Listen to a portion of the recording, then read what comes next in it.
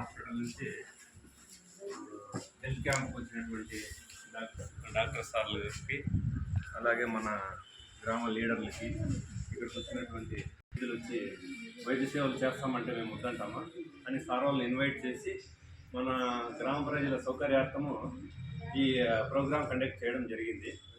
దానికి కాను సార్ వాళ్ళకి సహకరించి మీరంతా మీ హెల్త్ని బాగా చూపించుకొని సార్ వాళ్ళు ఇచ్చే సలహాలు సూచనలు పాటించి మీకు ఏదన్నా అవసరమైతే తిరుపతి కూడా రమ్మంటారు.